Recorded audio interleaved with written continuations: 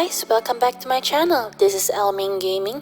Today I'll be giving you guys 6 tips for Final Fantasy War of the Visions Beginner's Guide so that you didn't struggle like I did when I first started out this game. So let's get to it. Tip number 1. Unit and Formation. When I first started out, I was so excited with all the characters in the game. I start leveling up one, and then as I get more of them, I start leveling them up too. And then I do their skills, I did the awakening, and boy, was I did wrong in doing that. So don't be like me. So what I highly recommend is that you have to take either Mont or anyone that has a sword. You must have a mage, a healer, a long range attack like a gunner or a runner, and the last one is actually up to you, but for me, I pick a paladin instead because she at least have, or he may have at least a long range attack when it comes to close combat as well, so that keeps me in the safe spot. Which brings up to my next point is the unit. So in the beginning, I'm pretty sure that all of us start out with either normal super rare heroes, and if we are quite lucky, we get some mega rares and some super rares as well. So with that said, remember what I said in the beginning, you must make sure that you have your right heroes, or since we all started out with super rare heroes, so we'll just make do with what we have first. But what I recommend is that you do not level your super rare heroes all the way, because the strong ones are usually the ultra rare and the mega rare. I mean, of course, that is what it is, right? Don't worry, when you start out this game, you have plenty of chances to summon so many other heroes, so you don't have to worry about that. So remember guys, only level up your main heroes. If you have to make do with the SR heroes first, just level them up by their levels. Do not use awakening or enhance or do anything with their job, because you'll be needing those items for later on. Trust me, I've been through there. Tip number 2. Do not enhance, awaken or increase job or level yet. I know this is almost the same tip as the first one, but hear me out because there's really a lot of things going on with tip number 2. So once you have a very good lineup already, then as I said before, you can enhance, awaken, increase job, and you can level them up to your heart's content. But here's the big issue. Do you guys notice this JP thing? This job point thing? Oh, how I hate it so much when I first started it. So I started putting my job points to all the skills. I got so happy. I was like, oh my god, it's level 5, it's level 10. But guess what? You can only have 4 skills. That's the big issue. So in this ability set, there is main command and the sub command. So take note of this. Main command consists 2 of the skills that you will always have and will always use. Therefore, your main priority is to use the job points to increase the job levels for this main command. And unfortunately for Mon, his is discipline and the useless stone throwing thing, but hey, trust me, that'll be good for making elemental chains, which you need it later on. But seriously, like, why does this skill have to exist? This is not the most useful thing. I used it and sometimes I just hit 1 damage on the freaking enemy. That is so unfair. What is the developer thinking?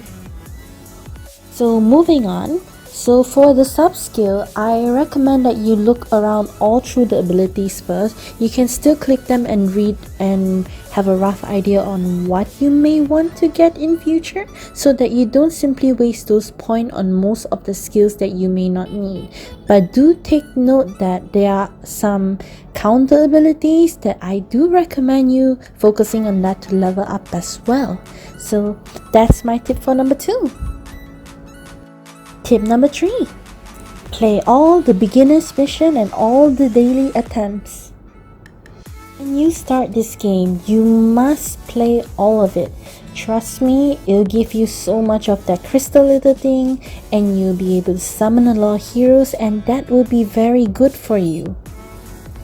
But the only downfall is when you start doing all this mission, you get a lot of experience points, and that means you rank up quite fast. And when you rank up quite fast, that means you have a lot of energy to use, which is also good and bad. Why bad, you say? Well, do you have time to play for one full day without your parents coming to your room and maybe possibly scold you? If not, you're quite lucky.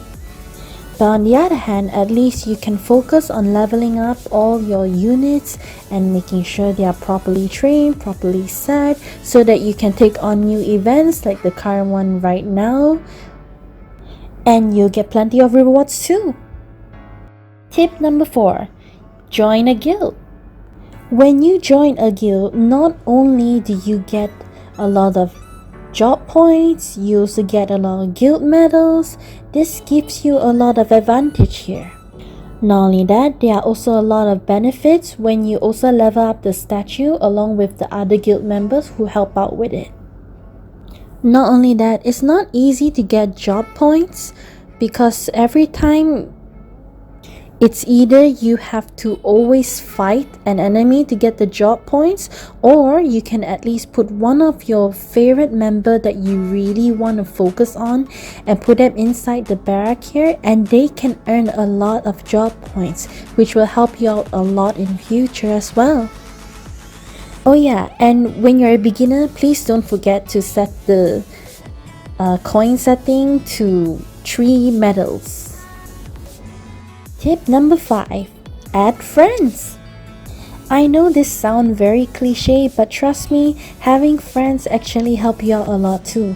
Not only do they give you friendship medals, but they can also be your companion in battle. So the more friends you have, the more medals you get.